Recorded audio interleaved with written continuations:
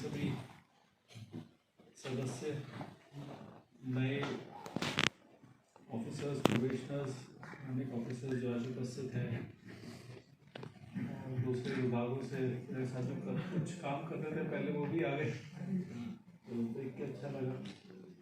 आपने इतना सम्मान दिया और प्यार दिया, इसके लिए बहुत बहुत। किसी भी इंसान की उपलब्धि अकेले से नहीं होती, वो टीम वर्क होती है। ये मैंने सर्विस में सीखा, इम्प्लीमेंट किया। हर चीज़ जो पैदा होती है उसकी मृत्यु पैदा होने पे ही हो जाती है निश्चित।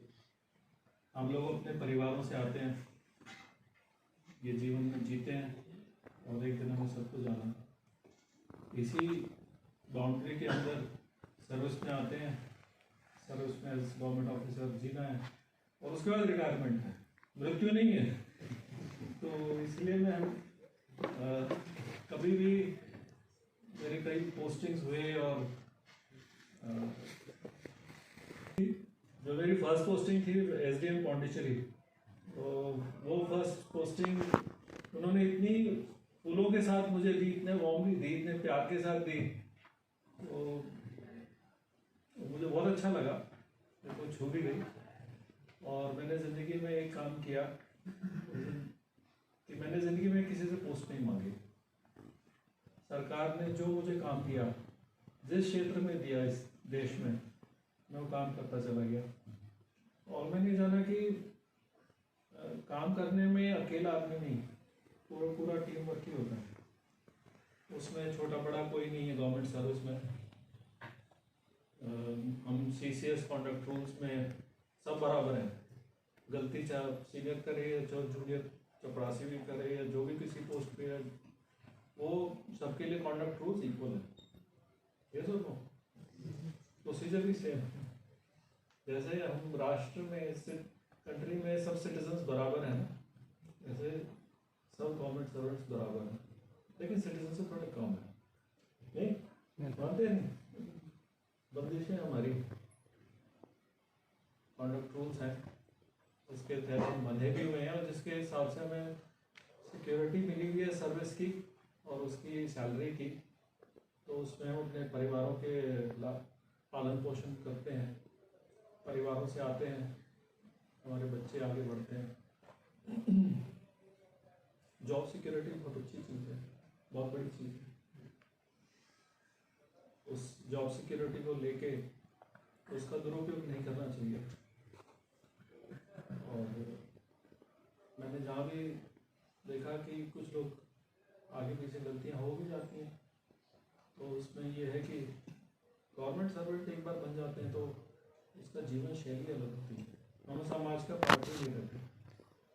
जैसे मेरे अनुभव में ये था कि आईएएस ऑफिसर होने के नाते हमारा जो काडर है, आठवां काडर, अभी नए प्रोबेशनर्स आए हैं, वो भी ज़्यादा देखेंगे। दानिक ऑफिसर्स पहले थे, दिल्ली तक नहीं रहते थे सीमित। आईएएस ऑफिसर्स तो खैर हमारे काडर में तो दूसरे काडर्स के मुकाबले, जैसे स्टेट काडर्स होते हैं, जैसे बड़े यूपी, बिहार, तमिलनाडु, वो एक स्टेट में रह गए या भारत सरकार में चले गए डेप्यूटेशन में।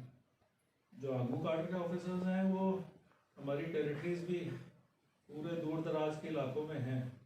जैसे हम मेरा अपना अनुभव है कि पौंडीचेरी था, वो फ्रेंच टेरिटरी, बिल्कुल साउथ में, तमिल लैंग्वेज, उसका कल्चर, लैंग्वेज, खाना पाना, तो सब कुछ अलग। फिर उसके अरुणाचल प्रदेश टोटली अलग, फिर उसका दिल्ली टोटली अलग, गोवा वो टोटली अलग, अंडमान गया वहाँ टोटली अलग।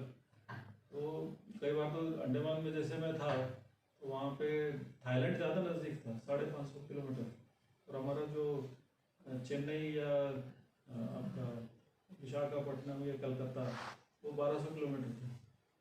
और वो जो इंडोनेशिया है उसमें तो 170 किलोमीटर ही दूर है। कई बार तो लगता था आप फॉरेन सर्विस में जा रहे हो, आईएएस में नहीं है। तो कम से कम ये सोचिए कि आप लोग सब हैं, दिल्ली में हैं, देवदास का भी हैं, लोअर सबऑर्डिनेट के हैं, आप अपने घरों में तो हैं, इतनी दूर तो नहीं है। दूर जगह जाना परिवार के साथ कुछ कठिन काम होता है। तो प्रभु ने थोड़ा सा शक्ति दी सीखने को बहुत मिला। घर तो आदमी छोड़ता है तभी आदमी सीखता है, अगर घर में रहेंगे तो बिल्कुल सीखेंगे नहीं।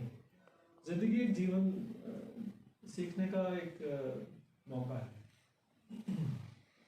और अगर घूमते रहेंगे अच्छे तरह से तो जब बेशक अपने एक चाहे दिल्ली सरकार में काम कर रहे हो, एक डिपार्टमेंट को पकड़ के बैठ जाएंगे आप स्टैग्नेंट हो जाएंगे। जब बेशक वो बहुत बढ़िया, कहने को बहुत बढ़िया डिपार्टमेंट होगा, इसलिए कभी भी किसी विभाग से चिपकना नहीं चाहिए, ये मेरा ऐसा मानना है। और अगर मुझसे पूछा जाए कि मैं आपको क्या बोलूँ तो यही बोलूँगा कि गवर्नमेंट सर्वेंट की तरह से जो आपको काम मिले आप आराम से करते रहिए उसको, तो रिकग्निशन हर एक की होती है, समय से होती है, ज़्यादा दौड़ भाग में तेज़ी नहीं करनी चाहिए, चीज़ें कानून के दायरे में होती हैं। जैसे मनोज ने बोला कि हम सोचते हैं कि जब मैं सर्विस में आया था तो उत्साह भी होता है, लाइफ एनर्जी ज़्यादा होती है, तो इसलिए हम बहुत शुरू में फाइलें क्लियर करने को था, बहुत फाइलें आई कि क्लियर मीटिंग वगैरह ट्रैवल किया, नहीं दिस इज द आउटपुट। बस आए तो हमने थोड़ा सा हमारे पावर है, सुपीरियर है, सबऑर्डिनेट्स को कंट्रोल करना है, डिसिप्लिन करना है, जरूरत है उसकी डिसिप्लिन की जरूरत होती है। तो हर एक लेवल के लर्निंग्स होते हैं, तो लर्निंग्स ज़िंदगी भर चलती रहती है, सीखते रहना चाहिए। और